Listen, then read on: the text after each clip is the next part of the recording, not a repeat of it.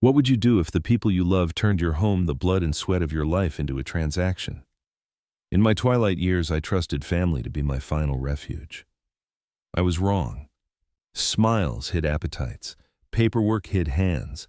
My house, worth nearly $1 million, almost became the prize in a game I never agreed to play. But betrayal cuts both ways. I followed the trail. I found the hands, and I made sure the cost of lying would be paid in full. Before we continue, please subscribe to the channel and let us know where you're listening in the comments. I was 73, widowed, and living in the house I had built with my own hands. That Saturday, the neighbor with the terrier paused at the curb while I wrestled a stubborn hinge on the porch gate. "Need a hand, Mr. Harris?" she asked. I tightened the last screw and wiped my palms. "I've still got a few miles in these," I said, flexing my fingers. She grinned. "You always do." We traded small talk about leaves clogging gutters and the way winter sneaks into your bones. Ordinary talk, the kind that stitches a man to his street and reminds him he still belongs. Her picture sat on the mantel, dusted every morning. Sometimes when the house was too quiet, I spoke to her. I told her how Lily, our granddaughter, was growing taller by the day. I told her how the evenings felt longer without her laughter, and I told her how much I still missed her. That photograph wasn't just glass and paper. It was my companion. Family came around often enough. Emily, my daughter, was 45 now. Sweethearted, but too trusting. She had stopped working years ago, leaning on her husband for everything. She meant well, I knew that, but her faith in him blinded her to his flaws. Then there was Mark, her husband, 48, the picture of confidence. To everyone, he was the perfect son-in-law. He drove me to doctor's appointments, climbed up to fix a shingle when the roof leaked, even picked up Lily's prescriptions for me. He smiled as he said, "Dad, you don't have to worry. I see you as my own father." His words carried warmth, but sometimes they felt too polished, too rehearsed. On Sunday morning, Lily set my pillbox on the table and tapped each square like a tiny drum. Morning, noon, evening, she sang, and I played along, swallowing as instructed. I showed her the calendar, Medicare checkup next Thursday, a note about fasting, the clinic's number in thick blue ink. "Grandpa's got it," I said, and she made me promise again. After she left for practice, I walked the block twice, slow and steady, heels to toes, counting mailboxes like mile markers. My breath fogged and cleared, fogged and cleared. When I turned back onto our street, the house waited at the corner, patient as a lighthouse. Lily, 15, bright-eyed, was the light in all our lives. She'd skip into the living room, hug me tight, and giggle. "Grandpa, don't forget your evening pills." With her, I could still believe in goodness. "Dad, are you eating well?" "Next week I'll make that stew you like," Emily chimed in, her eyes soft. "Father, you know Mark really cares for you. You should listen to him more." Alex walked in, late leather jacket draped over his chair, a can of beer hissing as he cracked it open. Emily's disapproval was plain on her face. "You could at least try to be on time," she muttered. But I only smiled. He's here, that's what matters. For a while it felt almost normal, almost like family. Then Mark cleared his throat. "Dad, have you ever thought about a reverse mortgage? It could give you extra comfort, no more worries about medical bills or sudden expenses." Emily nodded eagerly. "I think it's a good idea, Father. At your age, it's safer. You'd never have to stress about money again." Later, after the dishes were cleared and the laughter faded, I sat alone in the quiet living room. The air felt heavy. The lamp cast a yellow glow over my wife's photograph, and I whispered into the stillness, "Would you trust them?" The walls seemed to listen. The house I had built with my hands felt different that night. Less like shelter, more like a battlefield waiting to be claimed. A hard sound at the door, the soft scrape of an envelope sliding through the mail slot. I didn't open it. I looked at my wife's photo and asked the room, "Would you trust them 3? Backstory. The house has always been more than lumber to me. I built it young, board by board, nail by nail, when money was thin and hope was loud. My hands split, my back throbbed, yet I kept swinging. A winter wind pushed me to buy studs on credit and haul them in a dented pickup with a coughing heater. Work crawled, but the walls rose, and the frame felt like a promise we could live inside. The day we carried the first boxes inside, my wife set the brass keys in my hand. "This house is our anchor," she said, tapping my knuckles. We slept on the subfloor with jackets for pillows, our breath small clouds in the dark. The furnace was not wired, but the promise was. In the dim, she traced the ceiling lines and whispered, "No matter what happens out there, we come back here." For years we did. Emily grew like ivy along these walls. I still see her in striped socks climbing the porch rail while I sanded the newel post. "Daddy, don't worry," she told me, arms looped around my neck. "I'll take care of this house forever. Children speak truth without knowing its cost." I folded that sentence and kept it in my pocket for decades, the way a man keeps a photograph. Alex came later, quick on his feet and quicker to skid past rules. He dented the kitchen table with a toy car and cried like he had ruined the world. I rubbed his back and told him a home is for living, not posing. The dent never bothered me. I liked the way it caught light at supper. Years galloped, paint chipped and was painted again. We measured birthdays on the pantry door with a pencil and a date. I fixed gutters, learned how water talks when it wants in, and listened for it. We saved when we could and borrowed when we had to. The mortgage shrank. The children grew. Then sickness moved in like a draft. The hospital room beeped and smelled too clean. My wife squeezed my hand and told me to keep the house standing even if she could not. After the funeral, I walked the rooms at night. I kept her curtains because they softened evening light. Her chair, though the arm split the key on my ring, though I rarely locked the door. Keeping got me through. Emily returned with a husband and a certainty I envied. Mark spoke like a man who had answers. He called me Dad, carried groceries, fixed a shingle, and checked my tires before winter. He talked about rising costs and products that protect. Emily watched his mouth and nodded. I didn't mind his confidence at first. There is comfort in someone who claims to read the weather, but comfort can be a costume. I began to hear the pitch under the kindness. Little phrases: unlock equity, optimize, cash flow, safeguard against the unexpected. He said them like seatbelts. I know they save lives, and I know a salesman points to the straight road, never the ditch. Emily believed because believing felt like love. She wanted me safe from bills and worry in a country that charges interest on breathing. I am old, yes, but not lost. Every week I sort my pillbox Monday through Sunday, neatly filled. My Medicare dates are circled on the fridge. The property tax stubs are stamped and filed. Neighbors wave when I tighten a stubborn porch hinge, and I wave back with hands that still have miles in them. People think age is fog. Sometimes it is a lighthouse. Alex never had patience for lectures about products. When numbers came out, he drifted to the porch. I would hear a can hiss and tools clink in the garage. People call that avoidance. I call it knowing where your hands are useful. He sanded the split arm of his mother's chair, rubbed oil into the grain, tuned my pickup, changed the oil. He even slid $20 into my coat pocket and left without a word. When Mark first said reverse mortgage, I smiled to be polite. The next time he brought a folder. The time after that, he brought a tone. Medical bills crush families, Dad.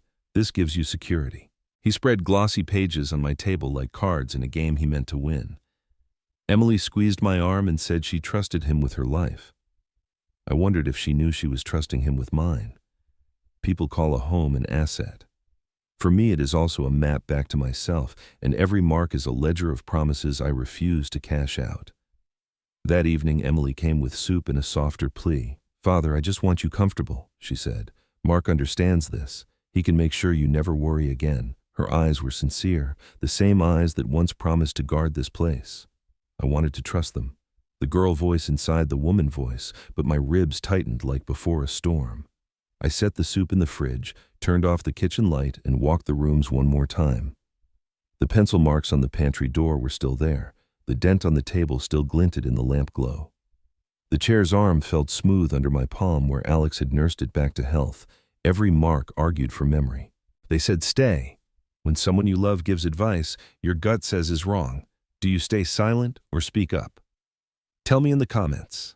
They said it was about dignity and comfort. Then a bank envelope arrived and comfort fell silent. At lunch, the roast sat in the middle and we praised the seasoning to avoid anything real. Mark carved slices like a host on television. Dad, he said, warm as a sweater, you deserve to live your twilight years without surprise bills. Dignity, that's all I want for you. He let the word hang like a blessing. Emily touched my wrist. Father, please listen. Mark understands this. It's about peace of mind. Alex was there quiet, rolling the cold rim of a soda can along the knots in the table as if he could iron out the grain. Unlock equity, Mark went on. Convert your home's value into guaranteed comfort, 10-year payments, or a line of credit. You pick. He was speaking in the voice he used with clients. I could tell the cadence that says, Trust the man who's already done the math. A white envelope with the bank's blue logo slid through the mail slot. I opened it in the kitchen. Welcome, it said. Initial disbursement posted. Somewhere numbers were moving under my name. Mark walked in, cheerful. Mail day. Let me help. I can read my own mail. I said, not loud, not rude. Of course, he said, smiling bigger. Just paperwork. Delays, setup notices, compliance forms. Let me follow up so you don't have to, Emily said. Let Mark handle it. I looked back at the page. I saw initial disbursement posted to an account ending in WATA42.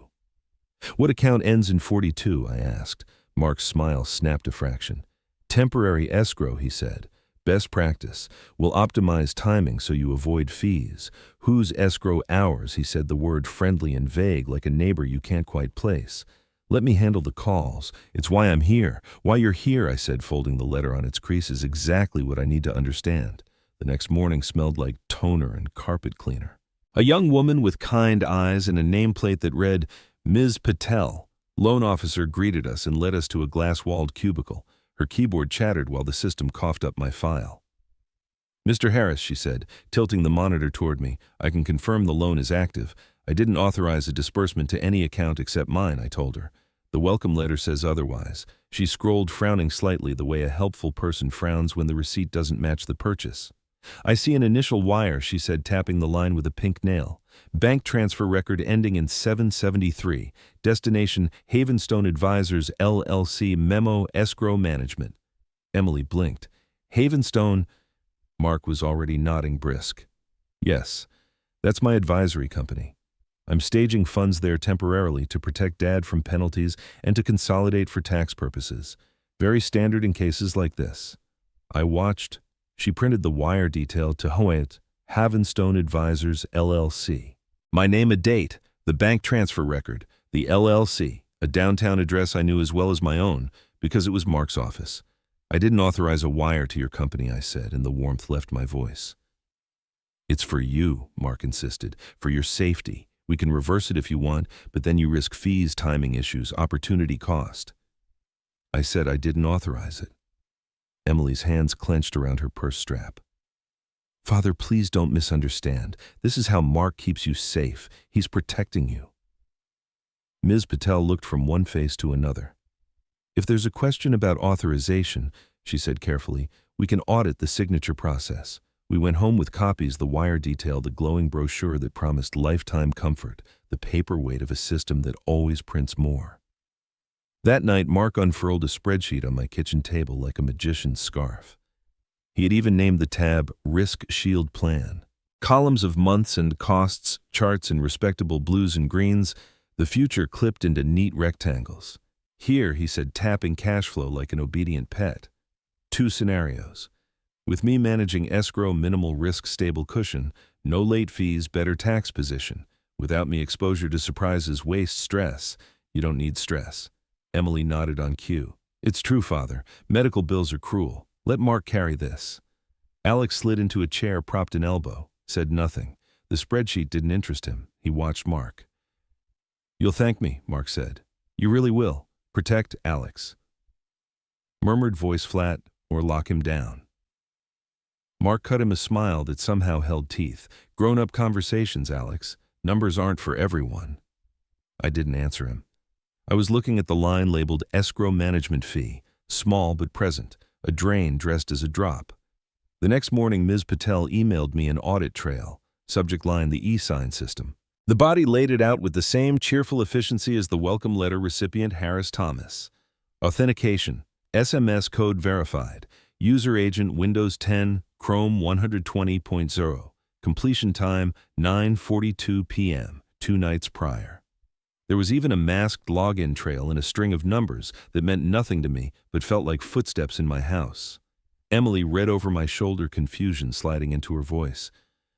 Father, maybe you forgot. I don't forget. I said too fast, then softer. Not this. Mark leaned in, his scent all cologne and confidence. We pre-authorized by phone, he said, as if the facts just needed a nudge to line up.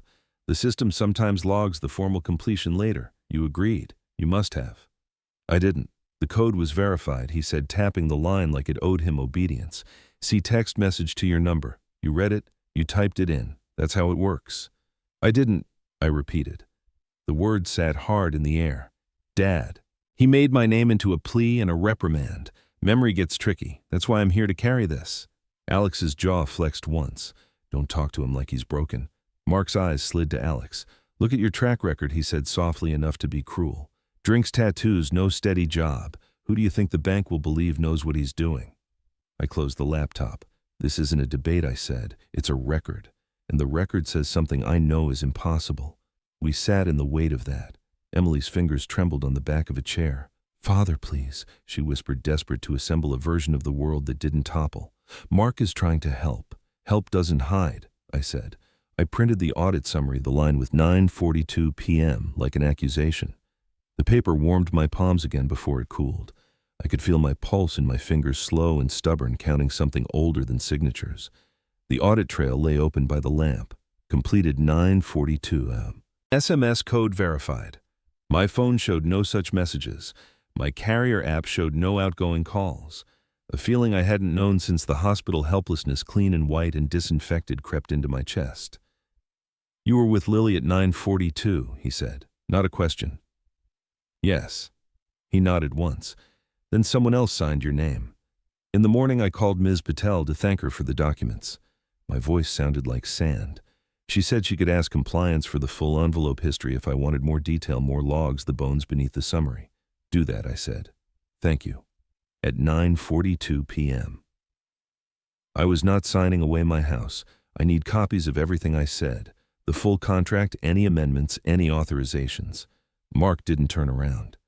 They're in the office, he said. I'll bring them when it's convenient. When it's convenient? Alex echoed the words, dry as sawdust. Mark faced us, jaw-tight smile, nowhere. You want to run this like amateurs? Fine. Let's all pretend a pile of documents will solve your son's bad habits. He nodded toward Alex. Drinks, tattoos, jobs that never stick. When bills come due, who showed up? I did. Who took the money? Alex asked. Emily's voice tipped toward breaking. Please, please don't do this. Mark is trying to protect us. Protect who? Alex said softer now, which somehow made it sharper. Protect Dad from his own bank account. Mark stepped forward, letting his words do the shoving. If I don't manage this, you'll hit compliance trouble. I pulled a folder from the drawer by the fridge and set it on the table. Property tax receipts, I said. Another stack. Insurance declarations. A note card clipped to the top. Paid through December. Mark recovered first. You're organized, he said, as if confessing a surprise.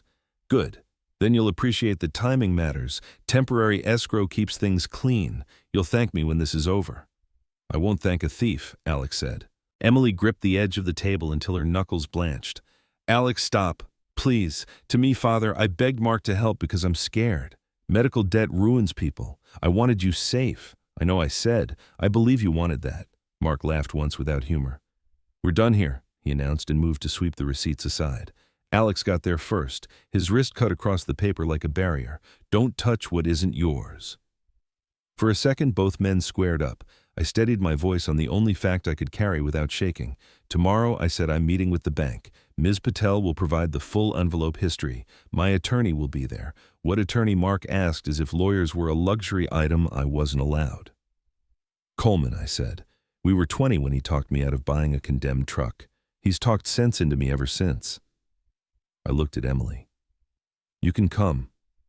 I'd like you to hear the part where the truth has a timestamp. That night when the house exhaled and the rooms returned to their original positions, I called Coleman. The line popped and his hello sounded like a porch in summer old wood firm underfoot. I need a checklist, I said. You need paper, he said. Paper beats talk. I have the e-sign system summary, 9:42 p.m., completed with a code I never received. Ask for the full envelope history, he said. Server logs, login trails if they'll disclose the authentication record. Ask the bank to halt any future disbursements pending dispute. In writing. Get confirmation also in writing. What about the wire? Trace it, he said. You already have the bank transfer number. Good. Ask for the receiving bank's confirmation page, not just the sender's. We want the other end to admit they caught the ball. Mark will say he was holding it for me. Let him. Then ask him for a signed acknowledgement that he holds it in trust and will return on demand. See if he signs. Coleman paused. He won't. The pen felt heavier between my fingers as I wrote. If they claim I pre-authorized by phone. Ask for the call recording, he said. They record everything. If they don't have it, they prove themselves wrong. Emily believes him, I admitted. She won't forever. Coleman said gently, not if you anchor to facts. When people who love you feel trapped between a voice and a document, show them the document. It gives them permission to believe you. Dad, he said I was looking at your email settings.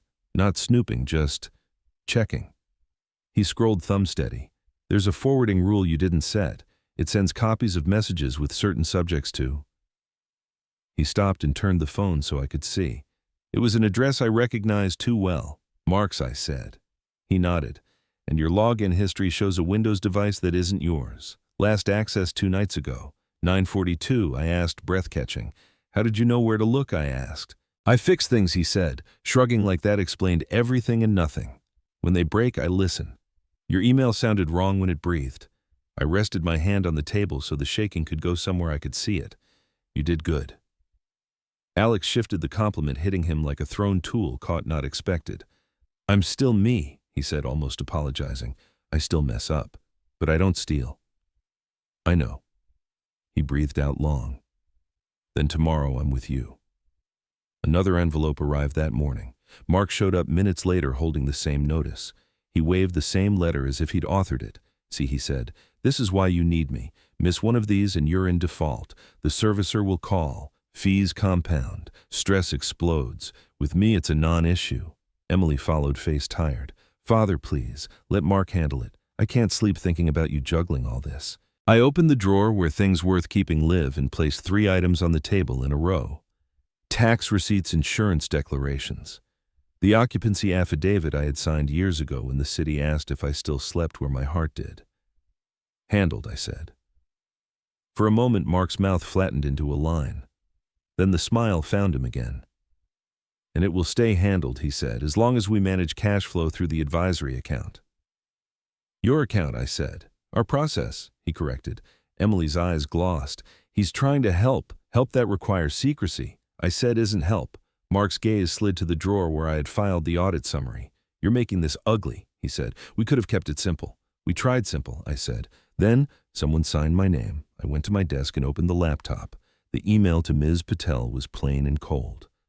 Please confirm tomorrow's meeting at 10 a.m. Kindly prepare full envelope history, including authentication logs and login trails where available, and a receiving bank confirmation for the initial wire. My attorney, Mr. Coleman, will attend. My family will be present. I CC'd Emily and Mark. Tomorrow, I said. We tell the truth in a room that keeps records.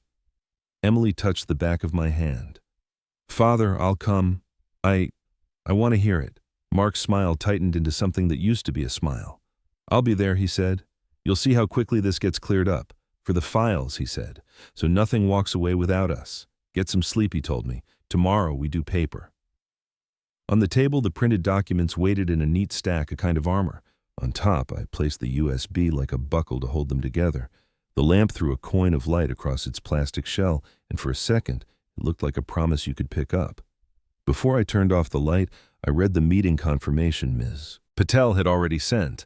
Coleman replied 3 minutes later with a single line, bring the truth. I'll bring the law. I sat with the lamp low, and documents stacked like a nervous heart on the table. Ms. Patel's email blinked on my laptop. Meeting confirmed at 10. Coleman had answered beneath it, bring the truth. I'll bring the law. Paper was gathering to my side, but paper does not lighten grief. Not now, not with my house tied to somebody else's account.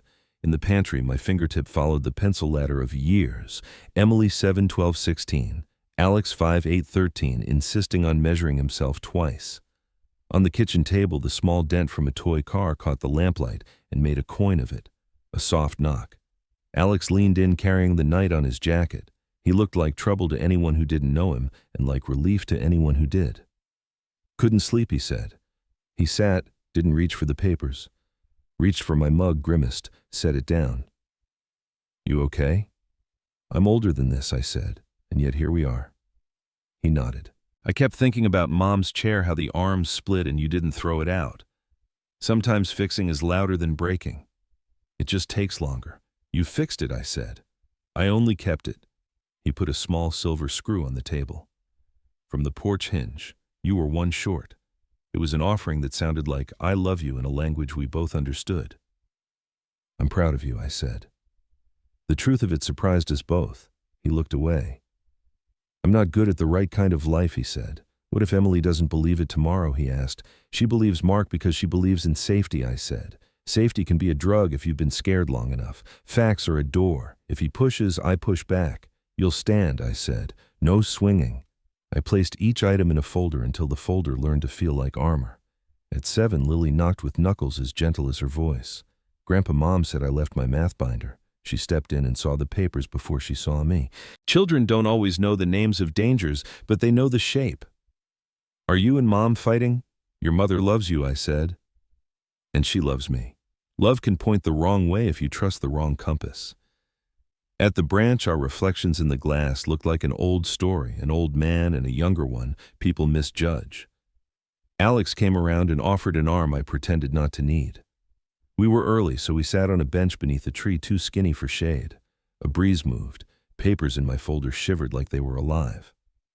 After this, Alex said, no matter what, you and me, we're good, I said. We've always been good.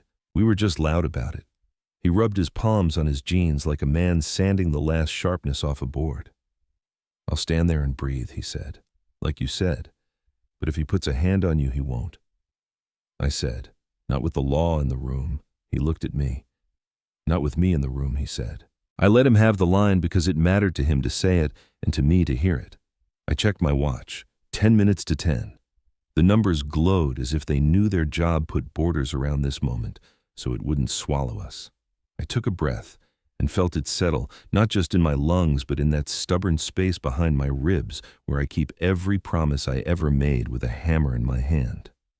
If silence had been strength once, when grief was new and my children were learning life without their mother, then today, speech would be stronger. Not shouting. The clear, patient sound of a man who knows the names of his own rooms. I stood.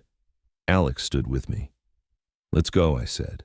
Time to measure the truth. When your pride and your peace pull in opposite directions, which do you follow, and why? Tell me in the comments. We'll go line by line, Ms. Patel said, seating herself at the terminal. I have your file. We'll start with the signature trail and then the wire. If we need security, I've asked them to be on standby. Coleman uncapped his pen. Facts and records, he said pleasantly. No speculation. Mark's smile didn't reach his eyes. Great, he said. Facts are on our side. I folded my hands so the tremor would have something to hold. Ms. Patel showed the records. The login trail pointed to Mark's office. The signing was logged at 9:42 p.m. This is the e-sign system, she said. It shows someone signed at 9:42 p.m. from Mark's office network. Coleman's pen paused mid-air. So not Mr. Harris's residence, he said. Emily's breath caught. She leaned closer, reading everything twice, as if the second pass might move the numbers to kinder places. Mark, she said, not quite asking and not yet accusing. Mark didn't flinch. We used the office network to expedite, he said smoothly. Dad pre-consented. I walked him through it by phone the day before. The system logs the formal completion later, very common. Look at the success checks. Pre-consented, I repeated quietly. When? He spread his hands. He forgets, Em. It happens. I had to keep the window from closing. I never read that text, I said. May I? Alex asked. He pulled a folded printout from his jacket pocket, the boy who never brought a report to school, now presenting like a careful man. This is a screenshot of Dad's email settings.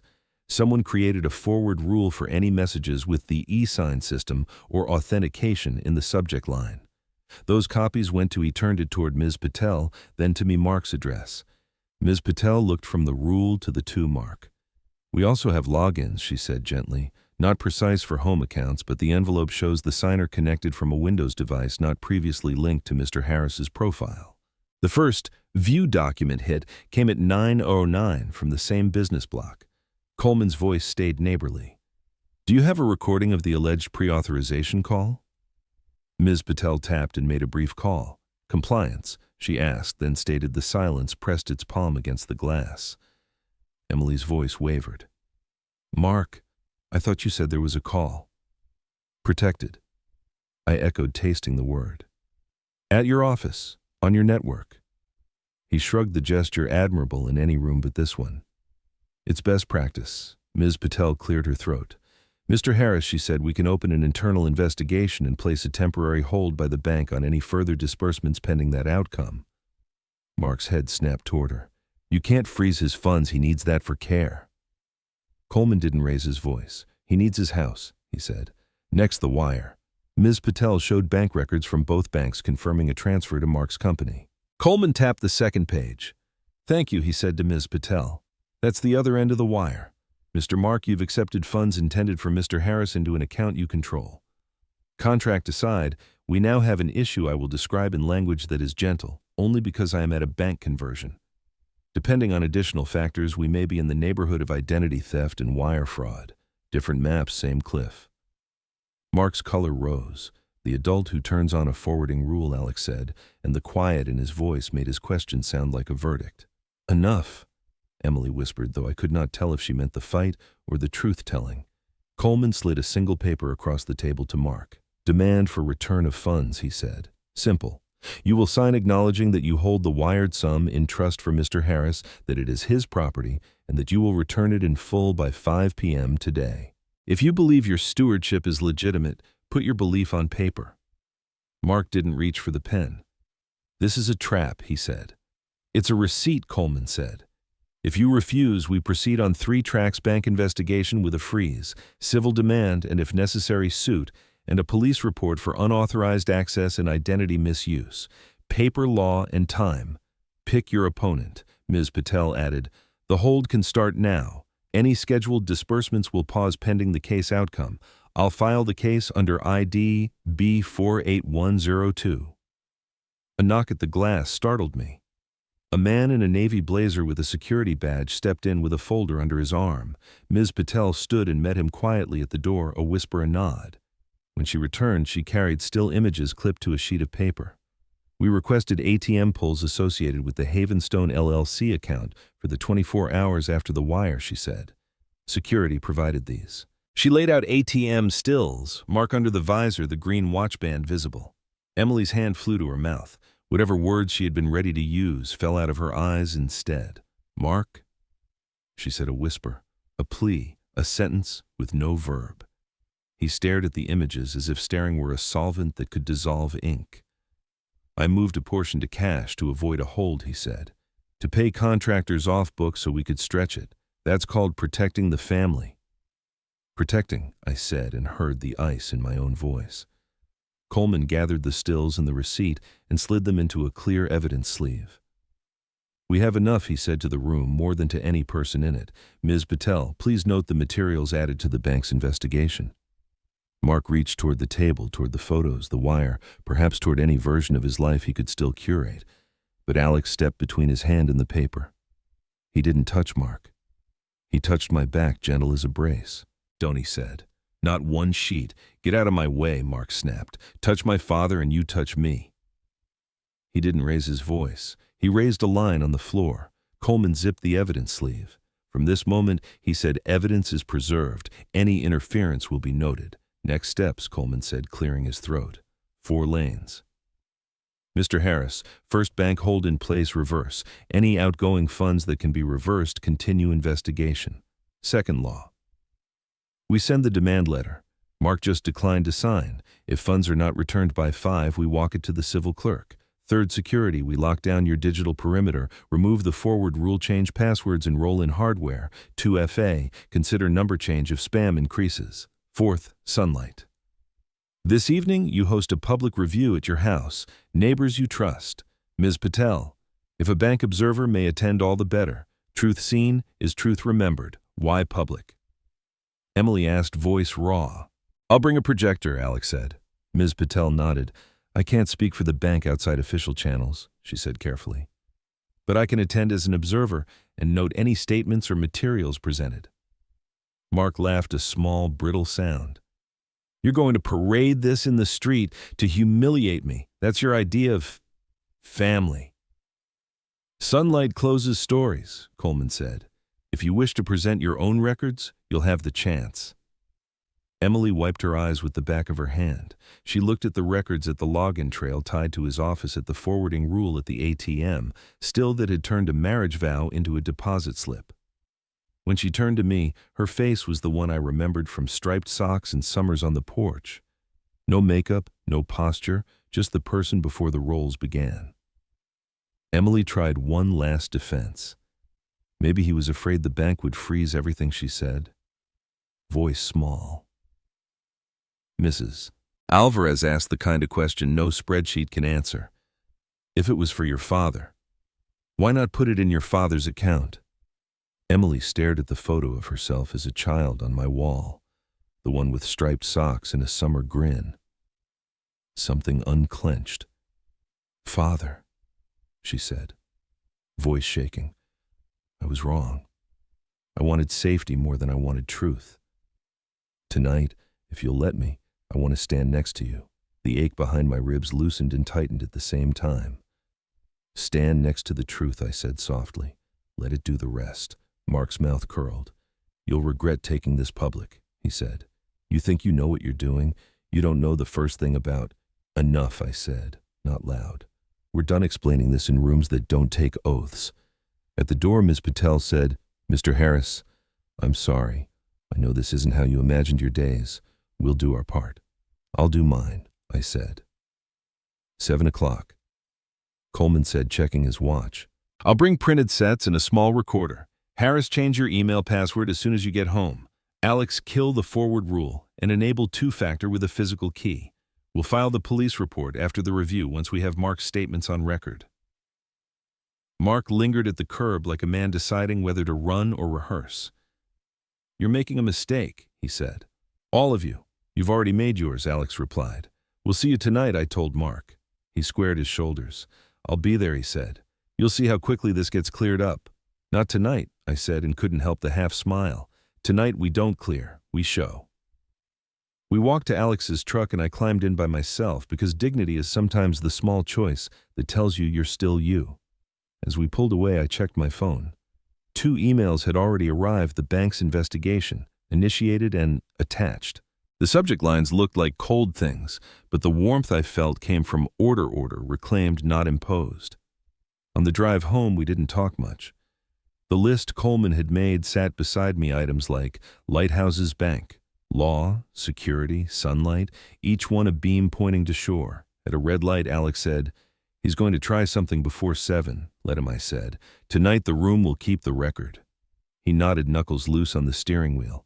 I'll set the projector up in the living room. Big wall. No one will miss the view. Good, I said. The truth deserves a big wall. At 7 o'clock tonight, we would invite the neighborhood into our living room and make a small court out of a beloved room. Not because I wanted spectacle, because I wanted witnesses. On the wall, a simple montage did the talking bank records proving the money went straight to Mark's company. The login trail pointing to his office. And finally, the ATM, stills Mark under the visor, the green watch band bright. The room understood without a lecture. Mark laughed, a short, brittle sound that fell to the rug. You people don't understand money, he said. I moved a portion to cash to avoid a hold, to pay contractors off book. That's called protecting the family. Emily's knees softened as if someone had cut a string. She sank to the carpet in front of me, tissue forgotten. Father. She said the word, breaking in the middle. I was wrong. I was blind. I wanted to believe we were safe, and I let that want drive me past the truth. She looked up at the wall, at the login trail, at the wire, at the watch band, and then at me. Please, let me stand with you. Alex was there before his hand could find paper. He slid between Mark and the documents, one palm landing lightly between my shoulder blades, the other hovering like a warning. He didn't shove. He didn't need to. He built a wall with his body and a sentence. Lily's composure cracked. She wrapped both arms around my waist and buried her face in my shirt. Please don't sell the house, she sobbed into the fabric. I love the creaky stairs. I felt Emily's hand slide into mine on the couch cushion, careful as if the skin there were already bruised. Whatever you choose, she whispered. I'll say it into the recorder. Tonight, I said, looking at Emily, then at Alex, then at the neighbors who had come to witness not gossip but truth. We don't decide everything. We decide one thing. This isn't over. I said each word, finding its rung on a ladder I meant to climb. Not yet. You've already shown enough, Alex said. I set the USB on the mantel beneath my wife's photo and straightened both as if aligning a compass. Lily's tears slowed to hiccups. Emily pressed her signature onto a witness line. Coleman slid across the table, her hands shaking, but not stopping. Ms. Patel wrote, observed in neat script beside the case number. Tonight, what would you choose? Police civil suit or full return and cut ties? If you were in my place, what would you do? Tell me in the comments. I read every single one. And don't forget to like this video, share it with others, and subscribe to the channel so you won't miss the next story. Stay safe, drink water, and take care of yourself. Thank you for watching.